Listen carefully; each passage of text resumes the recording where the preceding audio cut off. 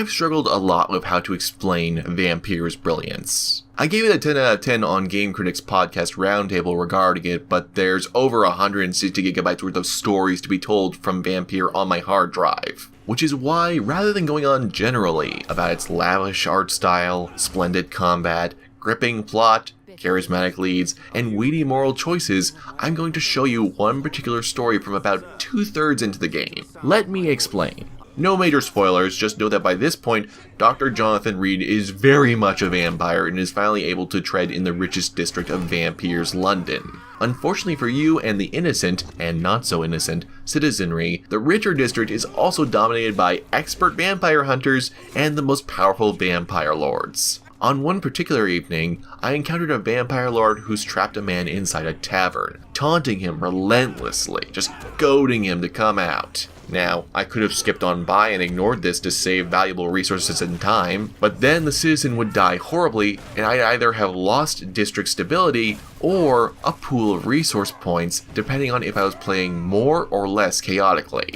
What ups the stakes further is that every time you find one of these encounters, they effectively serve as an optional boss fight because of how damn powerful your opponents are, especially if you're like me, underleveled because I hadn't drank anyone dry unless absolutely necessary. But of course, I did the only sensible thing and headbutted right into a fight with an enemy that I then quickly learned was 10 levels higher than me, and given a character build specifically inclined towards endurance and health regeneration. You see, in Vampyr, you can bite enemies to heal yourself and gain a small amount of blood for your blood magic. But also, enemy vampires can do the exact same thing right back at you. And this vampire in particular not only could drain me, but had such durability that my conventional weapons barely scratched his fine-tailored suit. This meant the game's conventional Bloodborne-esque reliance on guns and swords would do little for me, and I had to contemplate the chance that this civilian might just have to die after around the second time I was knocked out. I couldn't just go home and level up, because leveling up requires sleeping, which would roll time forward and seal this poor sod's fate. It seemed hopeless. But then, something occurred to me. Another perk of biting enemies, if you invest in the upgrade, is that your bite does permanent damage to an enemy's health bar, nullifying a portion of his regeneration. All you need to do is stun enemies to bite them, and I'd confirmed I could at least stun this dastardly fiend. Plus, I had the power to freeze the bastard's blood in place for at least a few seconds, while draining a smidge of blood from him. In that moment, I knew what I needed to do. What played out was one of the longest 6 minutes I've ever experienced in a game, spinning round and round the market, draining its vampire, him draining me to try and regain his lost health, over and over, playing out like an epic Dark Souls player versus player match. Everything systemically clicked, paying off on my choices of character build, moral alignment, and analysis of the situation. After a bitter tug of war, finally, the taunting tyrant of the night was slain, and the life of this citizen was spared. I was only able to speak a few words with him before leaving off to explore more of London, but later tracked him down again. This man I had spared was a Stargazer with a long, torrid past. He'd made misdealings, distancing himself from his family and former business associates, all in the name of greed, only to lose it all. And after having lost so much, he'd learned from his failures, yet almost had his life snuffed out at the moment he was finally growing as a human being. He wasn't critical to any major plot beats, nor did his change of heart undo the misdeeds of his past, but for one brief moment of his life, he intersected with Jonathan Reed's, giving him a moment's wisdom and introspection of a man far more experienced in the misdealings that life hands us, and that we can give to it. Moments like these aren't outliers in Vampyr.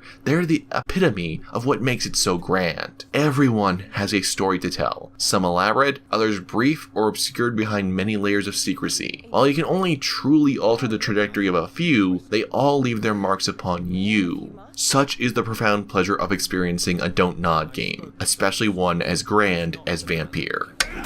If you enjoyed this video and would like to see more of them, please be sure to like and subscribe because that actually helps a lot. And if you didn't like it, then please feel free to give a thumbs down, but also let's try and keep things simple in the comments section, yeah? Oh, and if you really like this video and would like to help ensure I can do more of these things, then please head down to the description and follow a link to my Patreon where you get special goodies if you chip in and help make this channel a reality. I'm the Unabridged Gamer, signing off.